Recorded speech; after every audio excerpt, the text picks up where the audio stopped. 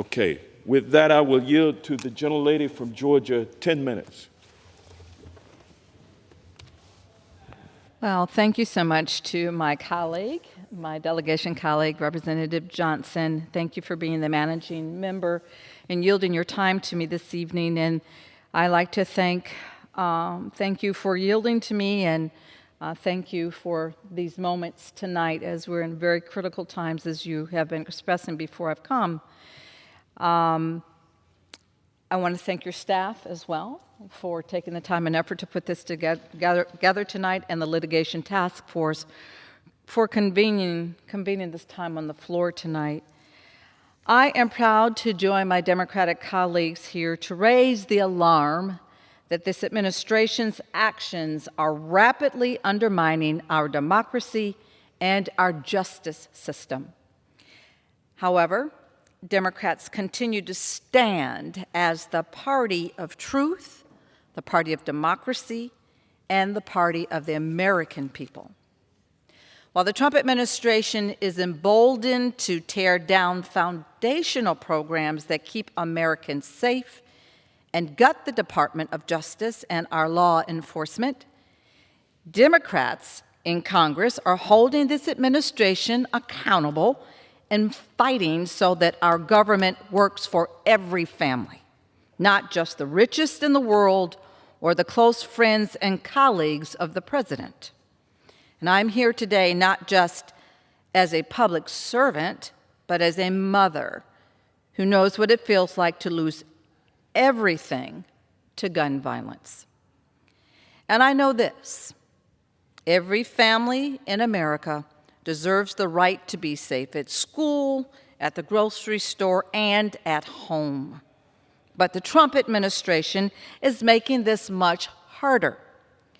This White House has worked to unwind the very protections that are designed to keep us safe.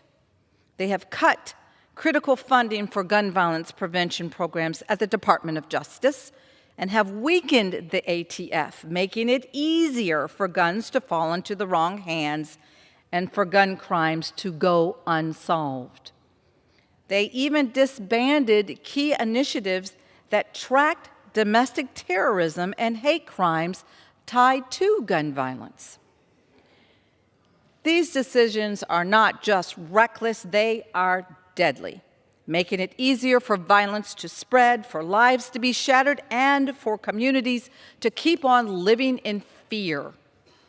As a mother who lost her son to gun violence, let me be perfectly clear. The American people are crying out for the basic right to live safe from unnecessary gun violence.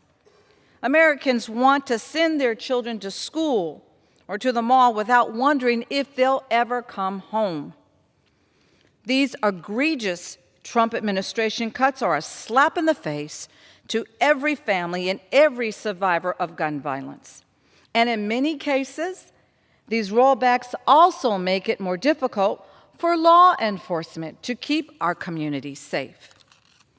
Unfortunately, of all the disputes local officers are called to address, domestic violence incidents involving a gun are some of the most dangerous.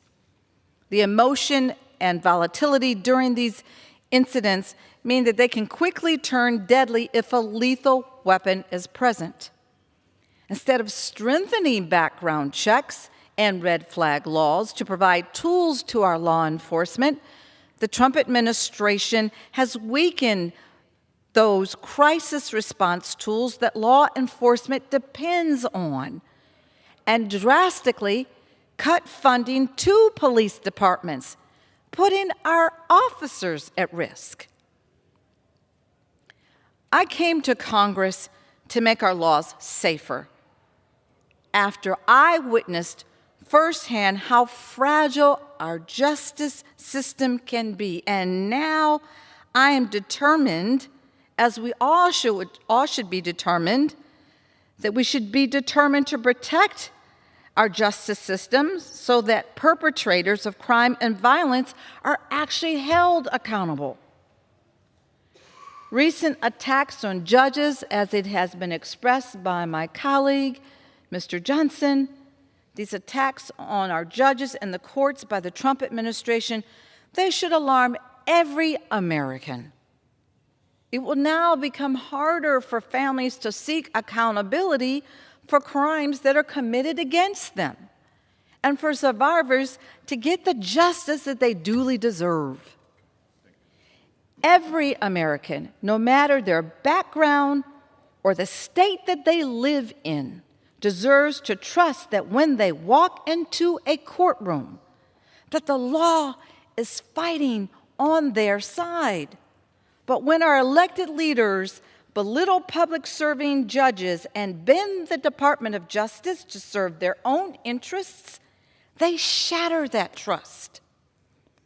Families looking for answers, for protection, and for justice cannot afford to wait. Trust me, I know. I have been one of those families. I know the stakes of receiving justice for a loved one, and they are just far too high. I thank my colleagues for standing up. I thank Representative Johnson for standing up for the integrity of our democracy on behalf of those who rely upon it every single day. And for those who are watching at home, I say this to you. You are simply not alone. House Democrats, we are fighting for you. And we will not let this administration undermine the very ideals of America and the fabric of our democracy. And I yield back. I thank the gentlelady for her passion and for her courage and for her tenacity in representing the interests of those who have been adversely impacted by crime and who need the justice system to hold accountable those who would violate our laws. And she stands for justice for all, and I appreciate her comments